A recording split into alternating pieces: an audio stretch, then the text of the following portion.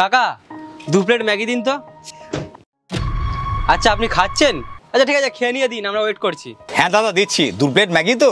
আরে না না, কোনো ব্যাপার না, তুমি খাবার খাচ্ছ, খেয়ে নাও, খেয়ে নিয়েই আমাদের দাও, আমরা ওয়েট করছি, কোনো ব্যাপার না। কোনো ব্যাপার না দাদা, আপনারা এতক্ষণ বেকার বেকার দাঁড়াবেন, আমি দিয়ে দিচ্ছি। আচ্ছা ঠিক আছে, দাও।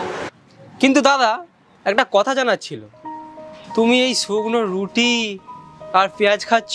হ্যাঁ দাদা, আসলে আমি সবজি বানাতে পারি না তো, তাই পেঁয়াজ আর এই দিয়েই খেয়ে নিই। সেটা তো বুঝতে পারছি তুমি সবজি বানাতে পারো না, কিন্তু তারপরে তুমি শুকনো রুটি আর পেঁয়াজ খাচ্ছ, তোমার পেট ভরে এতে? মনে তো হয়, কিন্তু মাথায় অনেক দায়িত্ব আছে, আর এই দায়িত্বের জন্য এই শুকনো খাবার খাই দাদা। আর দাদা আমি এখানে একাই থাকি, আর আমার পরিবারের সবাই গ্রামে থাকে, আমার মা, আমার বোন, সবাই।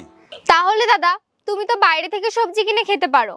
আরে দিদি, 10,000 টাকা ইনকাম করে একটা মানুষ কি করে বাইরে থেকে খাবার কিনে খাবে? গ্রামে টাকা পাঠাবো, নাকি ঘর ভাড়া দেবো, নাকি বাইরে থেকে খাবার কিনে খাও? এর থেকে এই ভালো এই রুটি বানিয়ে নি আর পেঁয়াজ দিয়ে খেয়ে নি। পেট ভরা নিয়ে কথা দাদা, পেট তো ভরে যায়, আর কি চাই? 1 মিনিট, তোমার নিজেরই তো দোকান, তো তুমি এখান থেকে ভাত যা ইচ্ছা খেয়ে নেবে, তোমার দরকার কি সবজি বানানোর?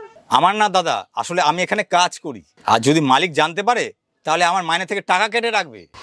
এর থেকে ভালো এই শুকনো খাবার খেয়ে নি। উনি যদি এসে দেখেন আমি ওনার পরোটা খাচ্ছি, তাহলে অনেক প্রবলেম হয়ে যাবে। আর দাদা এসব করে কোনো লাভ নেই, নিজের খাবার আমি নিজেই খাই, এটা আমি বেশ মজা করেই খাই। আচ্ছা তুমি একটা কথা বলো, এইরকম কি দায়িত্ব তোমার ওপর যে তুমি ভালো করে ভাতটাও খেতে পারছো না, তরকারিও খেতে পারছো না?